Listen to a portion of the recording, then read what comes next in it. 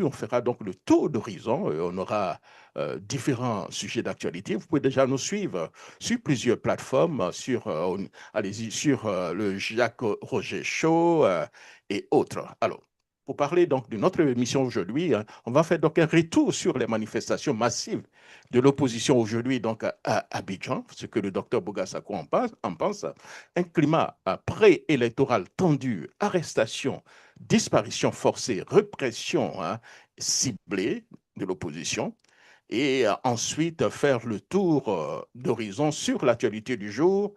La FIDOP prépare donc une saisine de la CPI contre le président Ouattara, des membres de son régime et des forces donc, de sécurité. Donc, comme vous voyez, nous allons le très rapide et on va rapidement donc, du côté donc, de Washington, disons Maryland, avec notre invité, Dr Bogassako. Hein. Comment allez-vous et comment vous vous portez ce matin? Oui, bonjour cher ami Jacques Roger, je salue tous les téléspectateurs de Jacques Roger Show et tous nos compatriotes qui sont en Côte d'Ivoire, dans la diaspora et qui nous suivent aujourd'hui. Nous sommes bien dans la tenue de la marche. Je me considère comme à Abidjan en ce moment, comme à Yopougon. Je me sens dans ce qui se passe dans mon pays. Et donc, c'est avec beaucoup de bonheur que je vais me permettre de dire quelques mots sur la marche elle-même. Mais évidemment, la FIDOP a pondu une grande déclaration qui a fait mouche et qui a envoyé le régime s'attaquer à nos sites Facebook et autres. Il y en a un qu'ils ont fait disparaître, qui était la source de la déclaration, mais ça ne fait que commencer. Ils n'ont rien compris. Mmh. Ils n'ont parfaitement rien compris. Revenons donc sur la manifestation avant donc de parler de votre déclaration. Hein. Comment analysez-vous, docteur Bogassako, la mobilisation donc de l'opposition aujourd'hui, hein, on peut le dire, dans ce contexte politique tendu? Extraordinaire. Extraordinaire. J'avoue que c'est ça qu'on appelle la démocratie. C'est ça la démocratie. On ne prend pas des armes dans la démocratie. On ne prend pas des armes. On n'emprisonne pas. Hier, vous avez fait, le RHDP a fait son congrès. Il dit qu'il y avait 100 000 personnes dans l'enceinte du stade, 100 000 personnes dehors. Aujourd'hui, la qu'ils aient le courage de dire qu'il y a au moins 1 million. C'est-à-dire que Yopougon est debout. Ah oui, enfin, selon nos sources, il y en a qui disent qu'il y a eu 3 millions, tout ça. C'est Le une minimum, exagération. 3 millions, c'est un peu trop. Hein? non, mais c'est exagéré, je pense. Mais le minimum, on ne peut pas me dire que là, il n'y a pas eu 1 million de personnes. C'est incroyable ce qui s'est passé. Et donc, la communauté mondiale voit et M. Ouattara voit. Et chaque fois qu'il décidera le ton, c'est ce que nous allons lui opposer. Et qui sait? Et j'ai dit. Merci beaucoup. Alors, parlons donc de l'impact politique de cette démonstration donc, de force. Peut-elle, j'allais dire, infléchir le régime ou risque-t-elle d'aggraver, selon vous, la répression? Je pense qu'avant même de penser à ce que peut penser le régime, il faut d'abord féliciter la Côte d'Ivoire. Il faut féliciter les Ivoiriens. Or, souvent, il n'est pas trop bon, trop gentil d'ajouter des adjectifs, les vrais Ivoiriens. Mais moi, je dirais simplement des patriotes. Parce que je ne peux pas considérer quelqu'un comme patriote lorsqu'il est au pouvoir et qu'il tyrannise ses compatriotes et qu'il impose une dictature à ses compatriotes et qu'il viole les droits de ses compatriotes et qu'il poursuit et qu'il fait des enlèvements. Est-ce que vous savez que pendant qu'on on est à quelques heures de la marche, ils sont allés cueillir M. Lida Kwasi chez lui à la maison. Aujourd'hui même, Oui, j'ai été quand même surpris. Hein? Oui, c'est vrai. à 23 heures. Oui, il avait été convoqué. Mhm. Il avait été convoqué et dans un état de droit, je peux me faire représenter par mon avocat. C'est ça, oui. Si j'ai une urgence, si par exemple je suis malade, si par exemple voilà, je peux avoir un empêchement grave et puis je ne disparais pas, j'ai mon avocat. Les avocats ont représenté les trois personnalités, notamment monsieur le ministre d'État Lida Kwasi, ainsi que M. Koné le protocole, le directeur du protocole Kone Boubacar, et la troisième personne dont j'ignore un peu le nom. Et puis, elles ont estimé que, bon, comme il y a la marche, on va envoyer nos avocats pour aller expliquer à l'autorité que lundi, nous serons au rendez-vous. Non, non, non, non, non, ils n'ont pas entendu raison. Ils sont allés le cueillir à 23 heures, entre 23 heures et minuit, chez lui à domicile, menotté, et puis ils l'ont emmené, ils l'ont emporté. Donc, vous voyez, quand on voit cela, cher ami, il faut féliciter le courage de tous ces jeunes leaders qui avaient été convoqués. Je voulais saluer l'honorable Dia Oufoué pour son courage et sa détermination. Mais il me faut saluer mon frère et ami Damana Adia Pikas pour sa bravoure. Mais je voulais saluer quoi Justin. Mais je dois saluer comment dire, Samba David. Mais je dois saluer tous. Hein, tous pour ce courage qu'ils ont eu de tenir. Et aujourd'hui, le résultat est là. Je crois que les Ivoiriens avaient besoin de confiance. Mais quand j'ai félicité tout le staff des organisateurs de la machine opérationnelle, il est bon que je salue les deux grands leaders qui ont eu le nœud creux de se mettre ensemble. En l'occurrence, le président Laurent Gbagbo et puis le président Tidjane Thiam. Je pense qu'ils ont raison d'être ensemble. Et parce que ce message-là, il traverse les frontières, il parle au monde entier. Et on a des amis ici aux États-Unis qui disent Waouh, waouh, they did it. They did it. Ils l'ont fait. Et je voudrais vraiment les féliciter. Maintenant, quel est son impact? Cher ami, c'est ça que la communauté internationale regarde. La démocratie a des paramètres pour évaluer la force d'un mouvement politique, d'une société civile. Ça, le mouvement Trop c'est trop, il vient de prendre ses marques aujourd'hui. Et je pense que dans les semaines qui arrivent, il va monter en puissance. Et si le pouvoir est assez rationnel et conscient, il va appeler à un dialogue politique pour qu'on puisse s'entendre. Parce qu'à cette allure-là, cher ami, vous me demandez l'impact. Cette masse que je vois là, elle ne peut pas gober une élection organisée dans les conditions actuelles, sans Laurent Gbagbo, sans Tidjane Thiam, sans tous les autres. Je ne pense pas que les Ivoiriens puissent l'accepter. Et à plus forte raison, dire que M. Ouattara pourrait gagner une telle élection, ce ne sera même pas acceptable. Et j'ai dit. Alors, rapidement, avant donc de revenir encore sur la marche d'aujourd'hui, j'aurais dû vous poser cette question avant même de commencer l'émission. La Côte d'Ivoire a 65 ans. Il y a eu donc la fête de l'indépendance. C'était donc avant-hier à Bouaké. M. Ouattara était à Bouaké. Il a pondu un communiqué. Hein. Bon, beaucoup de personnes s'attendaient à ce qu'il fasse preuve d'ouverture, mais ce n'a pas du tout été donc le cas. Après lui, M. Thiam a pondu un communiqué vraiment aussi tendu. Hein. Alors, de façon générale, Maître Bogassako, hein, comment vous voyez les deux communiqués et puis en plus la fête de l'indépendance célébrée dans une ville symbolique de Bouaké, hein, où on peut dire le fief de la rébellion. Vous n'avez pas tort de poser la question maintenant. Parce que la réponse que je devrais vous donner, elle se démontrait le samedi 9. C'est-à-dire que aujourd'hui, le discours de M. Ouattara est noyé parce qu'il n'a pas osé traiter les problèmes de fond. Mon cher ami, si M. Ouattara avait été assez rationnel et avait agi en chef d'État, cette marche n'aurait même pas eu lieu. Il lui fallut simplement qu'il dise, mes chers compatriotes, je vous ai tous compris, je vois que vous voulez la paix, j'appelle l'opposition, j'appelle la société civile à ouvrir, on va ouvrir le 6e dialogue politique, on va s'entendre et l'élection sera apaisée. Il n'y aurait pas eu de marche. Donc la réponse des Ivoiriens, là, c'est celle-là qu'ils voient aujourd'hui. 1 million au moins de citoyens dans la rue, peu importe le lieu, que ce soit à Cocody ou sur le boulevard au Fouette-Boigny ou alors à Yopougon, voilà les Ivoiriens qui ont répondu. Et c'est pour cela que c'est vrai que j'ai vu le discours de M. Tidjane Thiam comme ça se fait d'ailleurs. Mme Gbagbo aussi a fait un discours. Et voilà, j'espère que le président Gbagbo donnera le sien. Je crois que c'est le week-end prochain.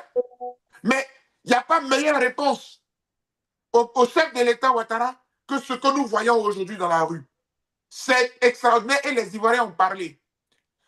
Dans la démonstration, comme les Américains appellent ça de demonstration, dans cette démonstration, les Ivoiriens ont répondu à M. Ouattara.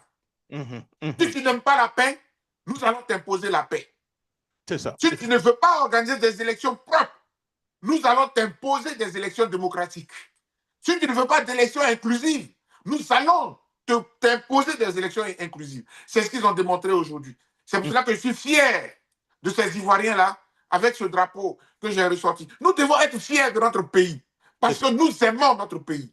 Et donc vraiment, cher ami, M. Ouattara a fait un discours creux, vide.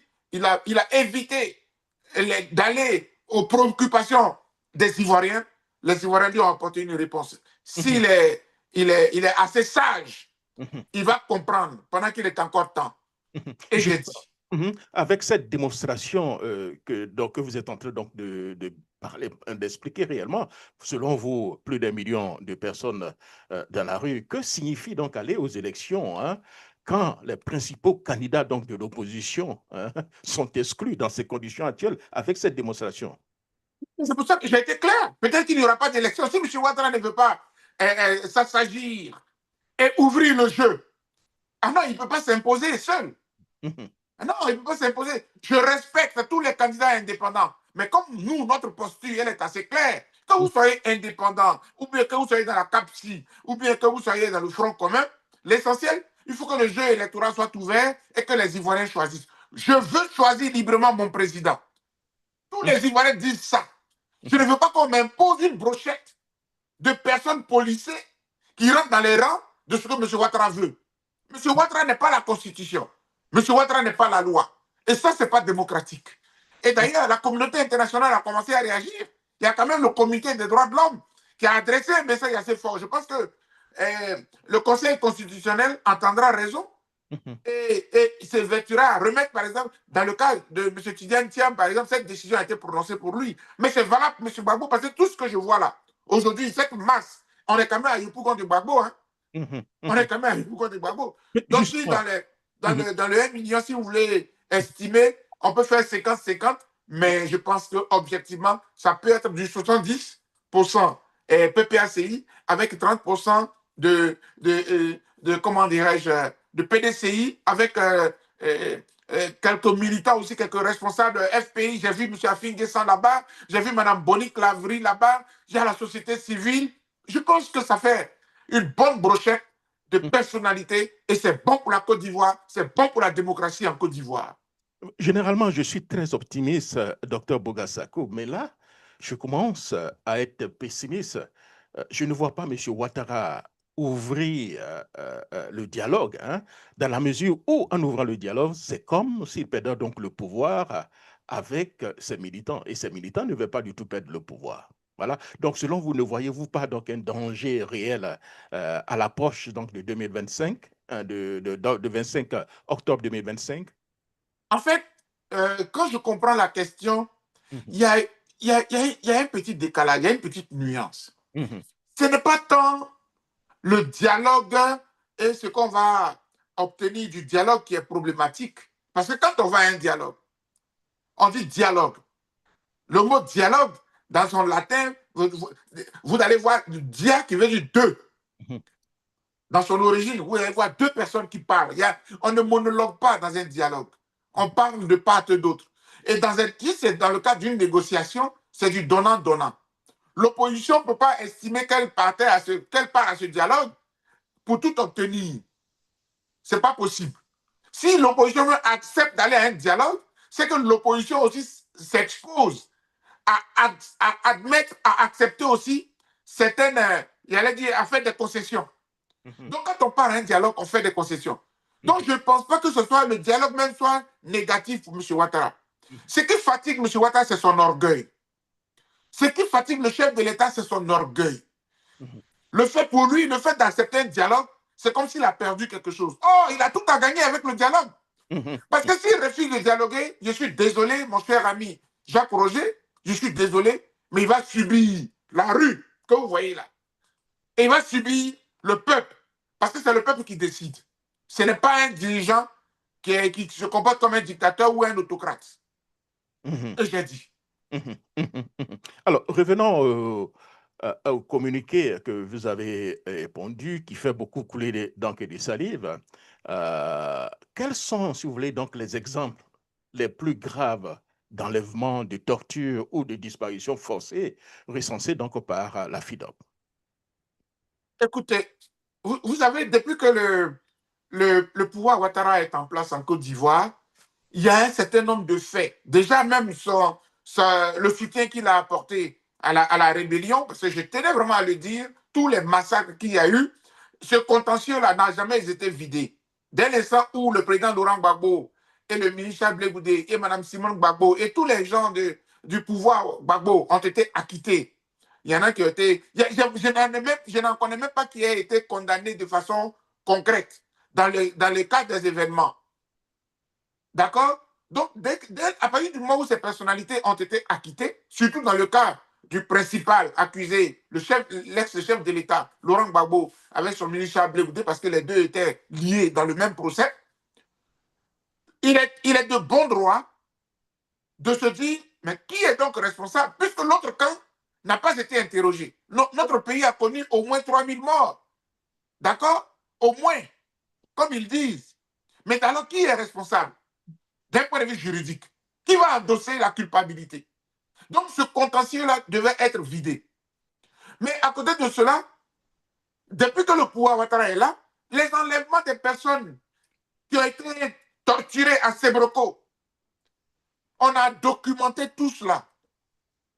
Et puis, on a des personnes qui ont été prises. Mon frère, qui m'excuse, mais je parlerai par exemple du cas d'un acteur de la clé de la société civile, M. Samba David, qui a croupi dans les prisons et son témoignage, il est vivant. Et chaque fois que j'ai occasion, je cite ce cas-là. Tout ce qu'il a subi, toutes les souffrances. Donc, ce qui fait déclic aujourd'hui, et que la FIDOP se dit, il y a péril en la demeure, c'est ce que vient de subir le cyberactiviste très réputé burkinabé, Alino Faso.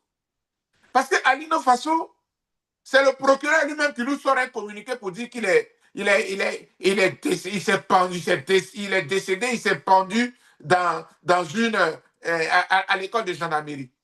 Ah, donc il était à l'école de gendarmerie. Est-ce que c'est un lieu de détention pour des citoyens, pour un citoyen non militaire? Qu'est-ce qu'il faisait à l'école de gendarmerie? Et maintenant, la FIDOP a été saisie par des témoignages de parents et tout, de son épouse et tout, qui raconte le calvaire qu'il a subi, la façon dont il a été torturé. Donc, tout ça, ce sont des allégations assez graves.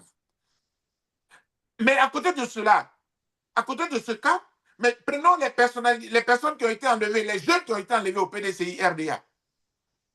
La façon dont ils ont été enlevés, des faits qui sont documentés, qui se trouvent sur les réseaux sociaux.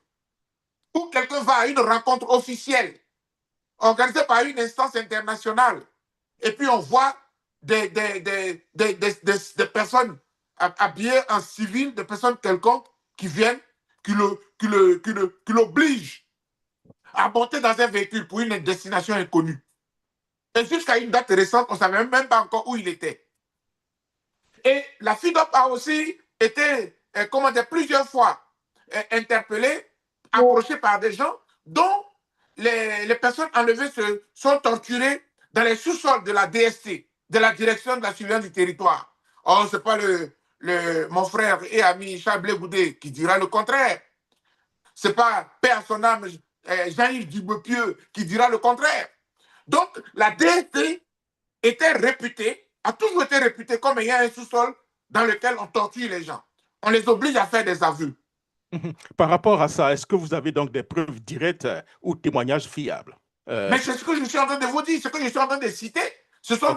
des cas de personnes. Et puis, la FIDOP se veut une organisation sérieuse. Nous sommes des défenseurs des droits de l'homme.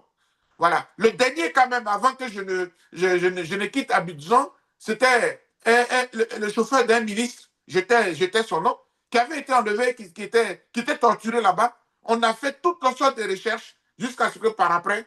Donc, ils finissent de te cuisiner et puis après, on te déverse à la maca, comment dire, l'ancienne maca, lorsque tu as un peu de chance.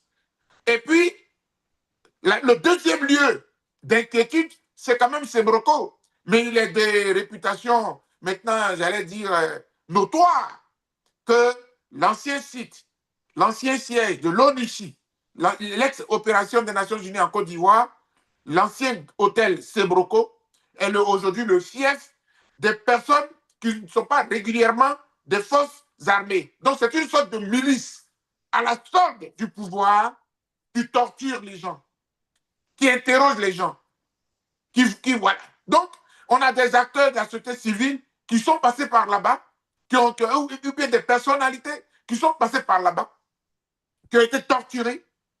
Il y en a qui ont survécu. Il y en a qui n'ont pas eu de chance de survivre. Donc, c'est tout ça que la FIDOC dit. Attention, surtout que ces jeunes du PDCI ont été enlevés. C'est vrai, on sait où ils sont, mais il y en a, quand on les enlève, avant qu'on ne te retrouve à la MACA, là où tu passes, la façon dont tu es torturé, la façon dont tu es traité, on est en droit de suspecter des actes terribles. Et puis en plus, eux-mêmes, ils parlent, puisqu'il y en a qui ont parlé. Et donc, voilà un peu des faits qui nous ont été, comment dire, qui nous ont été rapportés. À côté du PDCI-RDA, les derniers en date, ce sont les militants du PPACI. Et donc, la FIDOC a cité tous ces cas-là et a estimé que trop, c'en était trop. Comme nous ne sommes pas juges, comme nous ne sommes pas procureurs, et que l'État de Côte d'Ivoire est suspecté d'être derrière les enlèvements. Parce que c'est finalement, hier, il disait que au temps de Gbagbo, comment ils appelaient cela l'escadron de la mort, c'est comme ça qu'ils appelaient cela. Eux, ce sont les encagoulés. Et puis, voilà, et c'est des réputations nationales. Pour nous, la CPI devrait pouvoir les interpeller pour que cela cesse. Et c'est pour cela que dans notre communiqué, nous avons fait 2 points. On a pris 2 décisions. La première décision, c'est de demander au gouvernement de Côte d'Ivoire, de demander au procureur de la République de faire la lumière sur ces questions-là et que cela cesse. Ce n'est pas digne d'un état de droit.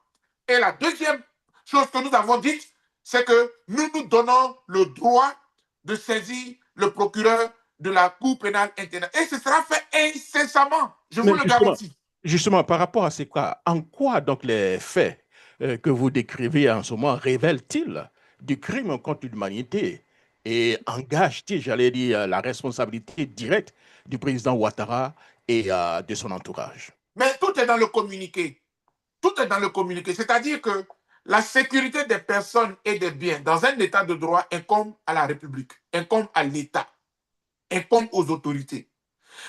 Et si ce sont les autorités elles-mêmes qui se rendent complices ou coupables de ces enlèvements-là par des corps habillés encagoulés qui viennent prendre les gens à domicile, qui viennent les enlever nuitamment pour des destinations inconnues, vous passez 3 jours, 1 semaine avant qu'on ne vous mette dans une prison régulière, il y a de quoi s'inquiéter. Donc, tous les Ivoiriens sont en danger. Toutes ces personnes qui font l'amitié à la Côte d'Ivoire, des villes chez nous, sont en danger. Et quand vous regardez les textes non seulement de la Constitution ivoirienne, l'État ivoirien se rend coupable à travers ces enlèvements-là. Et les questions de torture qui sont évoquées, l'État de Côte d'Ivoire se rend coupable parce que dans les dispositions de la Cour pénale internationale, les tortures sont considérées comme des crimes contre l'humanité. Et donc, nous avons cité, vous avez tout ça dans le communiqué, nous avons cité les dispositions prévues par la Cour pénale internationale notamment, mais la plupart des juridictions internationales, que la Côte d'Ivoire viole à travers ce phénomène des encagoulés, dont moi-même, j'ai failli être victime. Donc, on est assez bien placé pour demander à la Cour pénale internationale de venir interpeller les autorités ivoiriennes sur cette question-là. Et ce sera fait. Alors, laisse-moi vous poser cette question. La majeure partie donc, des intellectuels africains ont critiqué donc, la Cour pénale internationale qui, selon eux, s'ingère donc, dans les problèmes africains. Donc aujourd'hui, le choix de la Cour pénale internationale, pourquoi avoir décidé de saisir donc cette cour maintenant et quel élément probant allez-vous lui soumettre? Écoutez, je fais partie des Ivoiriens, des intellectuels africains qui ont marché sur la CPI, qui ont dit que la CPI est un instrument à la solde des grandes puissances. Et d'ailleurs, c'est la stratégie que nous avons adoptée d'incriminer la Cour pénale internationale, de l'exposer, de la mettre au défi qui, qui nous a donné le résultat que nous avons. Parce que Laurent Gbagbo était parti pour être condamné comme une lettre à la poste. Et vous savez, à travers nos manifestations monstrueuses devant le tribunal de la Cour pénale internationale à La Haye, devant les grands meetings, chaque fois qu'il y avait procès, ça attirait l'attention du juge. Le juge italien, puis notre afficheur. J'évoque cela pour vous dire quoi? Pour dire que l'Afrique, les cadres, les élites africaines ont raison de douter de cette CPI qui n'est pas capable d'interpeller les grandes puissances, mais qui prend plaisir à humilier les dirigeants africains. Exemple, le président Laurent Gbagbo. Sinon, vous savez très bien que, bon, par exemple, les États-Unis, George Bush nous a induit en erreur quand il est allé attaquer l'Irak. Je crois que c'est en 2001. Il nous avait fait croire ce qu'il a fait croire. Et pourtant, il n'en était rien. Il n'y avait pas de crimes de destruction massive de la part comment il s'appelle Saddam Hussein. Saddam Hussein. Donc voilà. Mais on l'a accusé. Le crime a été commis et puis après, on dit non, non, non, il n'y avait pas de bombes de destruction massive. Il n'y en avait pas. Mais on ne peut pas poursuivre les États-Unis parce que non seulement ils n'ont pas ratifié le traité d'Iran, et pourtant, ce sont eux qui financent en grande partie, qui finançaient. Parce qu'avec Donald Trump, il y a beaucoup de choses qui ont changé. Donc, ce que nous faisons, jusqu'à preuve du contraire, nous accordons le bénéfice du doute à cette instance internationale. Mais, chers amis, dans la communauté mondiale, il y a aussi des moyens de pression. Même si vous n'allez pas obtenir le résultat escompté, vous n'en avez pas la certitude, d'ailleurs. Qu'est-ce qui prouve que la CPI ne va pas aujourd'hui coincer le régime d'Abidjan? Parce que quand il a fini de condamner, de disculper Laurent Gbagbo, le RHDP reste encore sur la liste. Donc, nous l'avons fait pour plusieurs raisons, pour mettre la pression sur le pouvoir, mais en tant que militant des droits de l'homme, pour faire cesser les violations des droits de l'homme, pour faire cesser les enlèvements, pour que nous soyons au moins dans un état de droit. Voilà. Dans ces conditions, est-ce que vous allez aussi alerter l'ONU et puis la Commission africaine des droits de l'homme et des droits de l'homme?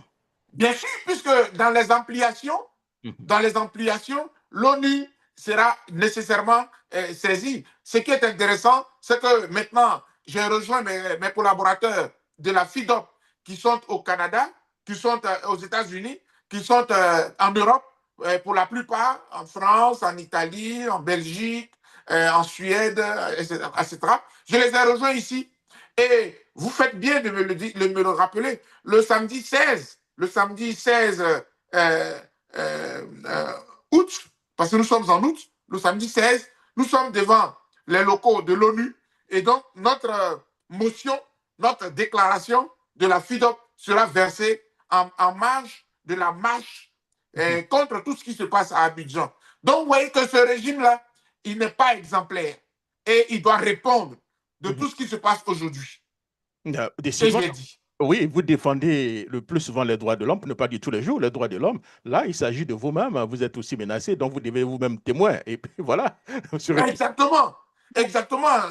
Quand je parle ici avec mes avocats, parce que je m'en suis procuré ici, parce que c'est ça un citoyen. Il faut que je sois protégé. Je suis un citoyen du monde.